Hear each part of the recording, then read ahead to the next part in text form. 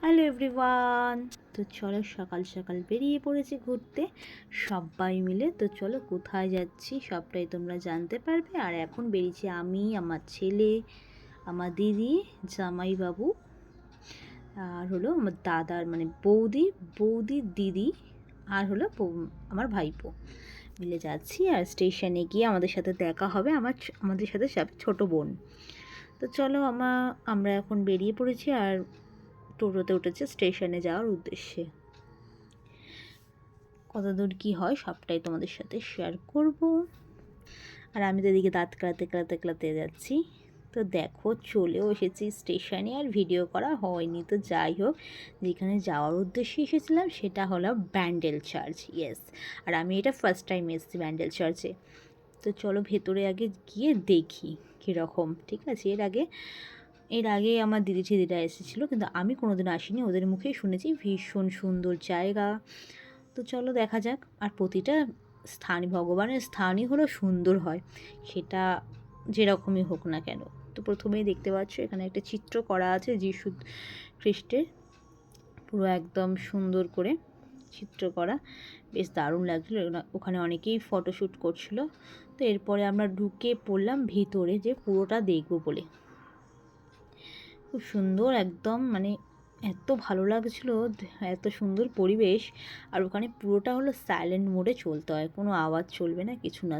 তবে ভিতরটা কিন্তু আমি একদমই ক্যামেরা করতে পারিনি, কারণ ভেতরে ক্যামেরা পুরোপুরি নিষিদ্ধ। মানে বলতে গেলে ফোনটাকে একদম পাওয়ার অফ করেই ঢুকতে হয়। তো আমি তোমাদের যেটুকু দেখাবো পুরো সাইডেরটা। তো চলো, দেখতেই পাচ্ছ খুব সুন্দর। তবে আগে তো ভেতরে ঢুকতে দিত, মানে বাগানের ভেতরে, এখন সেটাকে একদম ক্লোজ করে দিয়েছে। যেটুকু হবে একদম এপার থেকে দেখতে হবে, কারণ চেন তালা দিয়ে ঝুলিয়ে দেওয়া হয়েছে। তোমরা জাস্ট দেখতে থাকো এই চিত্রগুলো, কি সুন্দর সুন্দর লাগছে দেখতে। এত সুন্দর আর এত মেনটেন করে ওখানে, নইলে এত সুন্দর থাকাটা অসম্ভব। যাই হোক, তো আমরা এখন ভেতর দিকে উঠছি, যেখানে আমাদের যীশু খ্রিস্টে সবাই প্রে করে ক্যান্ডেল জ্বালিয়ে। তো আমরা সেখানে যাওয়ার জন্যই উঠছিলাম।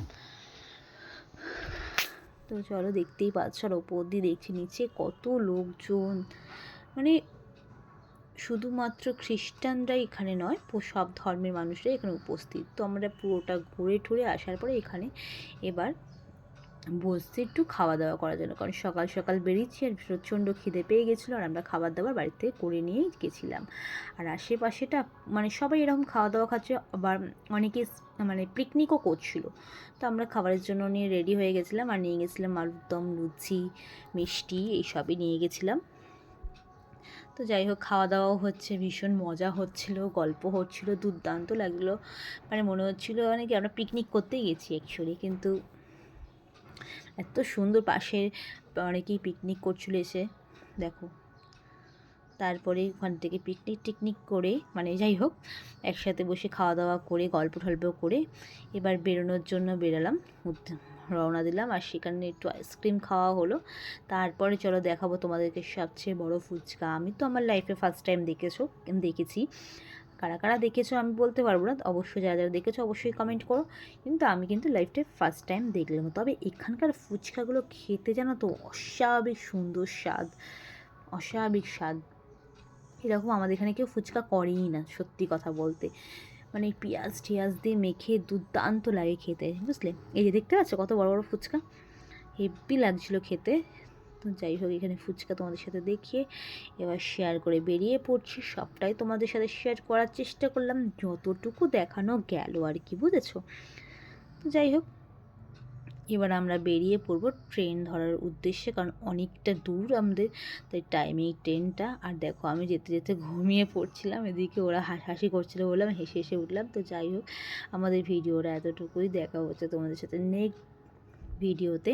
কোথায় যাচ্ছি কী করছি সবটাই ব্লগ তোমাদের সাথে শেয়ার করব। তো এখনকার মতন টাটা ভাই ভাই। অবশ্যই চ্যানেলটা সাবস্ক্রাইব করো, ফলো করে পাশে থাকো। তোমাদের সাথে আরও সুন্দর সুন্দর ভিডিও আনবো। Tata bye bye.